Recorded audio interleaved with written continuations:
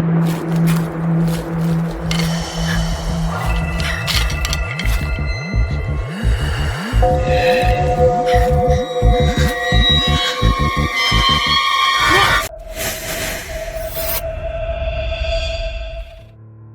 was moved from county jail in October of 2016, following my conviction for armed robbery. I'm not here to garner sympathy, but I want to be clear on a couple of things. This was an unfair sentence. Not in the usual innocent man put in jail type of schlock, but in the way that they were clearly pushing me towards being put in a particular jail. I had my blood tested, and my hair sent to a lab. They took pictures of my fingernails. I'd never seen anything like it, but I was basically catatonic. I was in a bad place. I wanted it all to just be over. At the time, I didn't think much about the processing. I didn't think about the records that were passed between the guards and doctors. And I didn't care much about the blue rubber stamps that were put at the base of every signed legal document. I didn't know what was normal and what wasn't. I just wanted to get into the haze. I had no brain the next 6 years or so away. I was put in a cell with Lian Soon, a Chinese-American man. To this day, I don't have the slightest idea what he was in for. The guy looked like your average college kid, but there was just something off about him. He just had this look of complete disassociation, like he was miles away. He never really looked at you. It was as if he looked straight through you. Then again, a lot of inmates get that. I barely managed to talk to him in the first few days. We agreed that I took the top bunk, but that was pretty much all we managed to talk about. We had a straightforward schedule. Breakfast and work up till 11. Lunch, more work, some yard time, dinner. After that, we either got to our specialized programming time, religious services, NA, anger management, etc., or an extra hour in the yard. Then, back in the cell, lights out by 11. In my first few days, I had to go through a lot of orientation.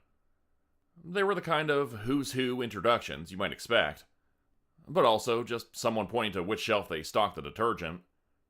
Basic stuff. I got a job cleaning the beddings.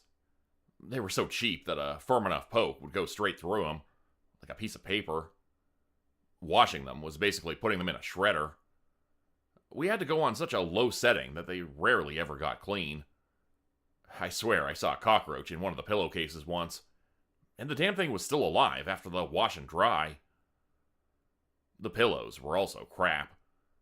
They ripped easily, and the feathers would get stuck to everything. Probably wasn't a room in the whole facility without feathers littering the floor. Hell, they were even in the yard. Most of them were, in fact.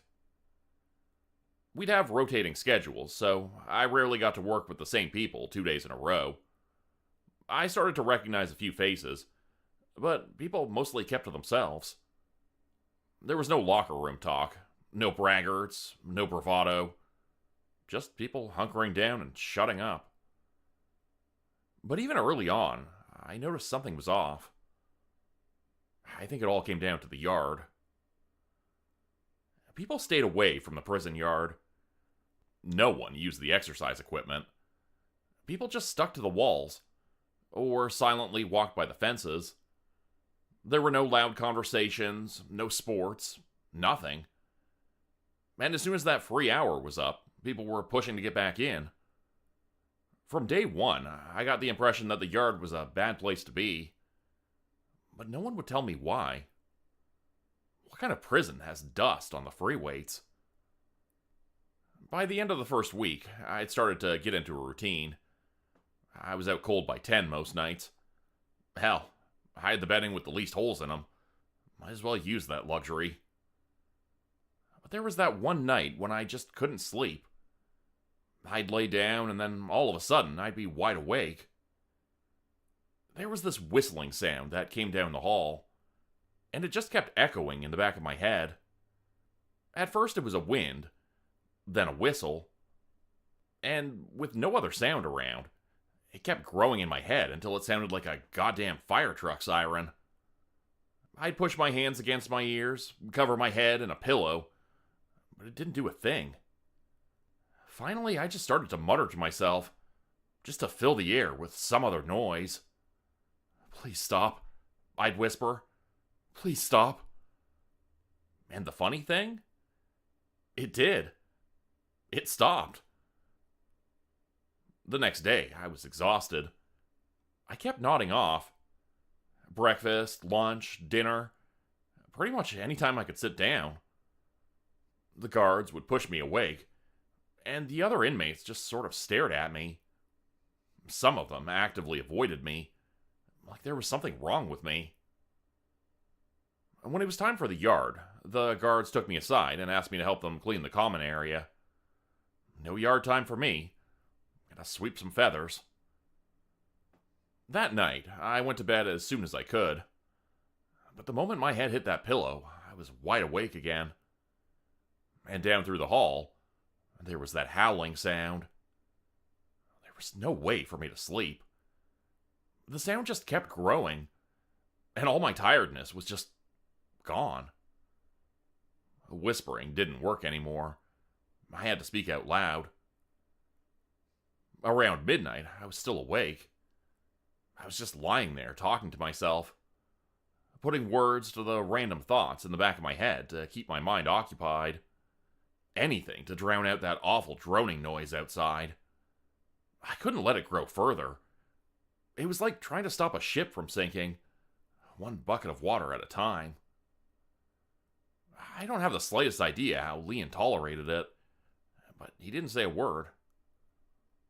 Things just got worse. I couldn't sleep that entire night, so when it was time to get up, I could barely stand. I fell asleep brushing my teeth, dropping my toothbrush in the sink. I was so used to talking to myself by then that I'd blurt out whatever came to mind. I was sleep-deprived, exhausted, and just confused. And people took notice. There was this one guy, Marlin, who was about as new as I was. Short, athletic guy who was just itching for a fight. I accidentally bumped into him in the lunch queue, and he went off on me. Pushed me out of the line, bashed me over the face with a tray, and just started wailing on me. The guards were taking their sweet time, so I just had to take it. But I couldn't. There was just something in me that wanted to hurt this guy.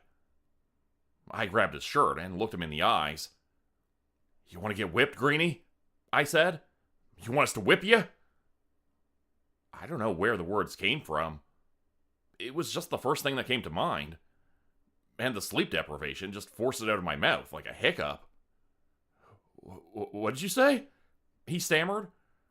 "I asked if the little Greenie wanted a whipping." He backed off. His jaw went slack as he just stared at me, unblinking.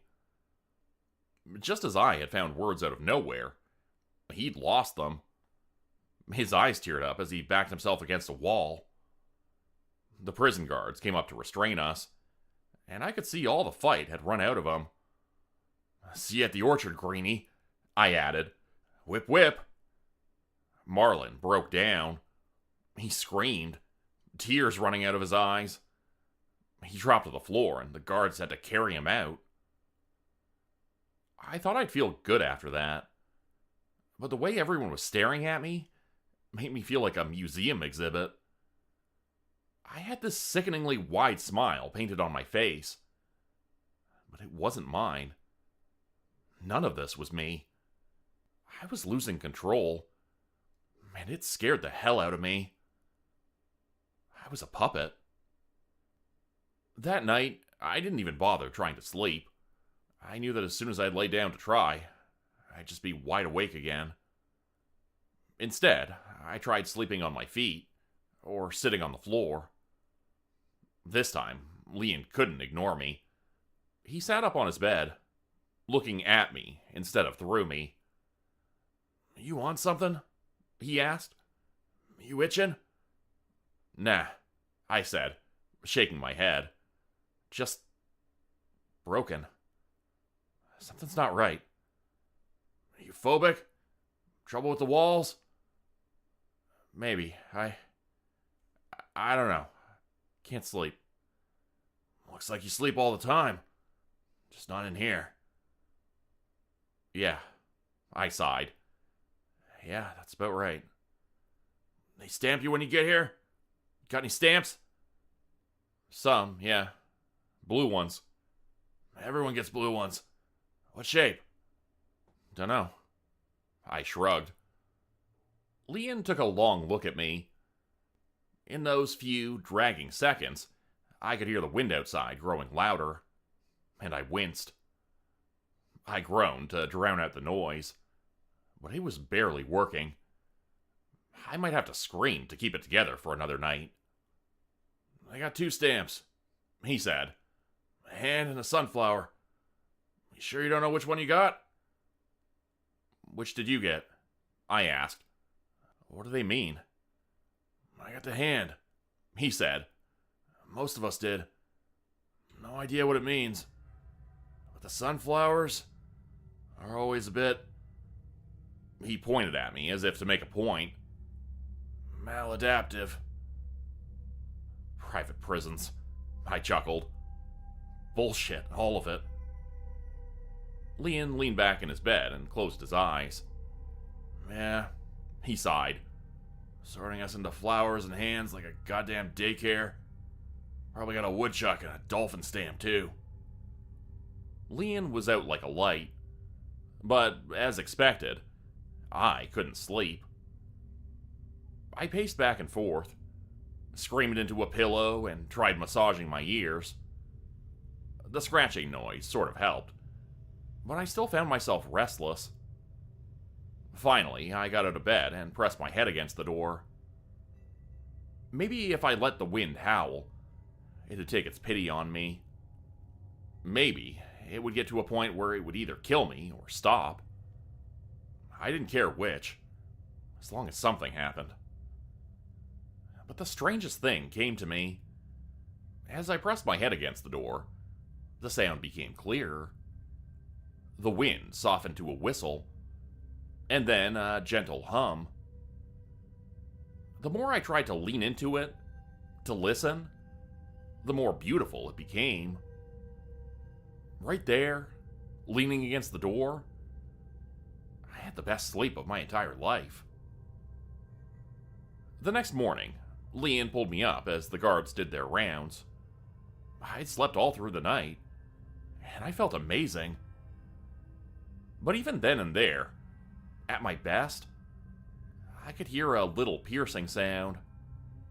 That wind, that whisper, was still in the back of my mind, even now during daytime.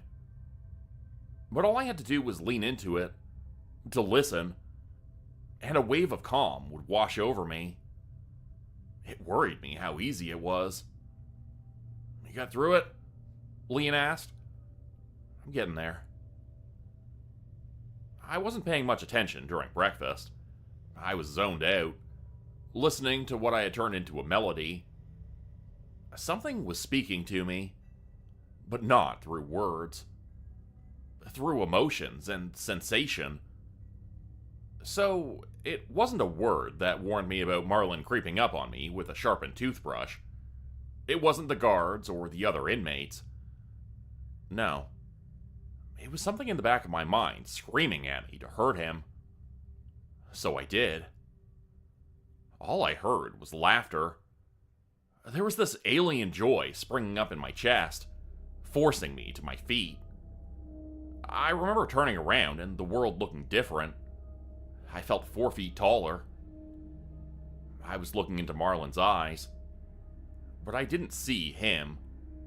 I saw a teenage kid running through an orchard, hunted by his older brothers, who wanted to beat him with a tire iron. Whip, whip. When I came to, I was still laughing, but it wasn't my own laugh, and neither was the joy. The howling wind was finally quiet, but I felt like a stranger in my own body. I couldn't feel my limbs, and it took me seconds just to orient myself, to remember my fingers, my feet, my eyes. Marlin was bleeding on the floor from a dozen wounds. Deep bruising, broken bones, possibly brain damage from repeated hits to the side of the head.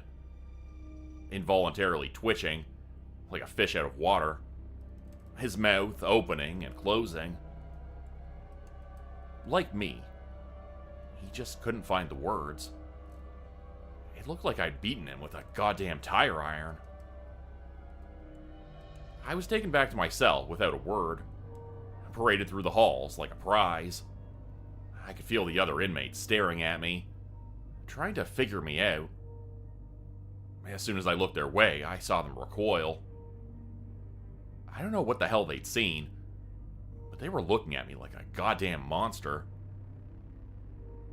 I was locked in my cell for hours. No one was allowed in. And all the while, I kept hearing something in the back of my head. Something singing to me, asking me to listen just a little closer. And as soon as I resisted, that noise turned to pain. Within minutes, I was pacing the cell, spewing whatever nonsense came flooding through my mind. Nonsense about everything and everyone. Just noise. When the guards finally opened the door, I turned to them without skipping a beat. They had their tasers ready. Deb doesn't know if Eddie's really your son, I rambled. You think he was premature, but she had that time with Irvin at her job the month before. She thinks about telling you.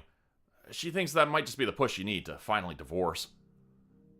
A taser to the neck. And I didn't even feel it. As I dropped to the floor in a spasm, my body was screaming with laughter. He had her on the copier. She didn't even think about you. She hoped to see him there again the next week. And there, somewhere deep inside, I found my own thoughts and words, standing by as someone else held the reins. I wanted to tear my ears out, to make it all go away. I couldn't even move my hands. I'd listened too long and too closely, and now the guards were dragging me by the neck. They took me out to the yard. I heard them talking. They were standing next to me, carrying me, but it still sounded like they were in another room. I could barely make out their voices. Hatchman mixed up the blood works, they said. Got the wrong class. Shit. We got a bloomer? We had a bloomer this whole time? It's a goddamn Christmas miracle he didn't pop at Selly. So, why are we taking him out? Just making sure. Protocol. Fuck protocol. Fuck off. They left me in the middle of the yard, lining up in a circle around me. The guard I'd been yelling at stayed inside, weeping over a picture.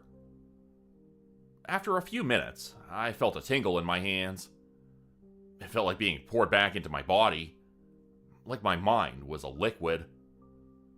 It all came back to me, one thing at a time. Language, memories, senses, choice. Suddenly, I was standing up. The wind was clear out in the open. It was colder than expected, and I wasn't even wearing my shoes. There was a stillness in the air, but there was something menacing to it, like the eye of a storm. Nothing's happening, I heard. Take him in? Hold on. Look up. From afar, it looked like snow. I didn't even question it. Snow in mid-July? Sure. Why not? But it wasn't snow. A white feather touched my nose. I looked up into the clouds. And there, far above, I saw something looking back. I can't explain what I felt at that moment. It felt like I was looking into an eye in the sky. An impossible physical being, but there was nothing there. And yet, it spoke through me. like playing a mind game of charades with myself. Pictures flashing in the back of my mind, trying to reach an understanding.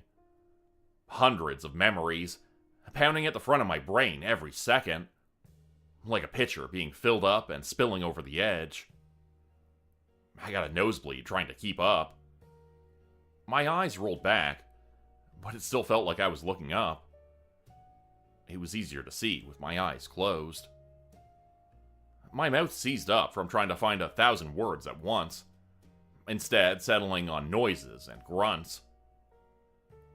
There were parts that were crystal clear. It showed me memories I didn't know I had. It showed me my eyes opening for the first time. Little hands grabbing my mother's cardigan. Her big 80s glasses making her eyes look like a cartoon.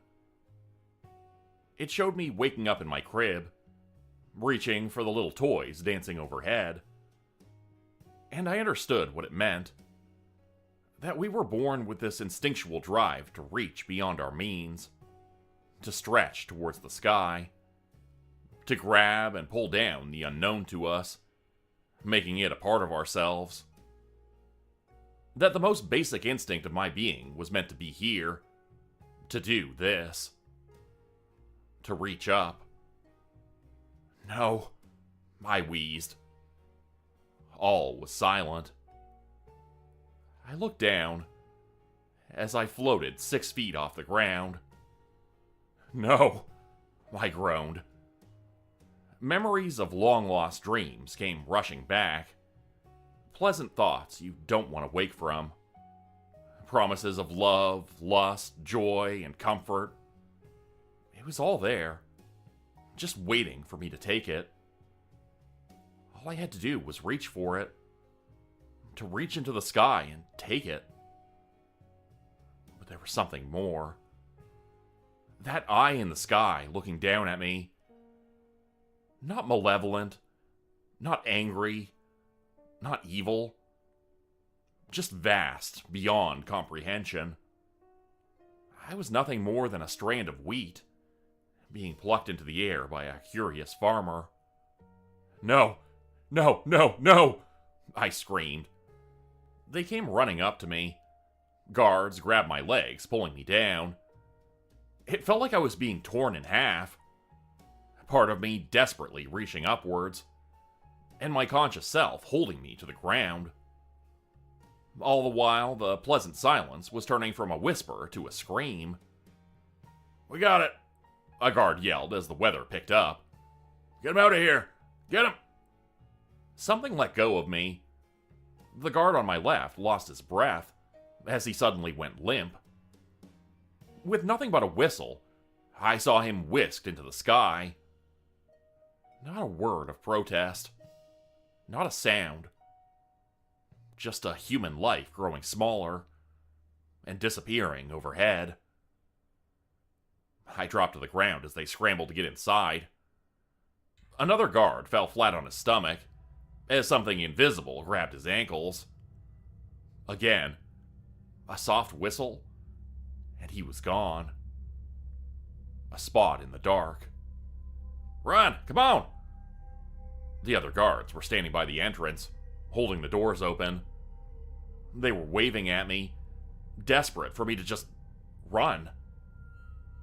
But every part of me wanted to stay, to reach up, to touch the sky and go back to that place I was meant to be, to feel my mother's cardigan between my baby-soft fingertips, and to look into the night sky with wonder of what could be. It was all there. And yet, my body knew to run. The moment I got inside, I heard thumping, chunks of meat sprayed across the yard, fragments of bone being stuck in the barbed wire, fabric torn into shreds. Whatever was up there was happy now, and the howling wind was silent. We all just stood there. I could barely breathe. I'd been so close to surrendering, to giving into it. Whatever was up there had no intention of caring for me. There was no love, no joy, no comfort, All it could promise me was a swift death at best, or the life of a sleepless puppet. But for a moment, we all just stood there. We weren't inmates and prison guards. In that moment, we were just people, trying to understand ourselves. I got processed the next day. They double-checked my blood. Turns out they'd contaminated my result. Sloppy work from the esteemed people at Hatchet Biotechnica. This time, I saw them clearly stamp my papers.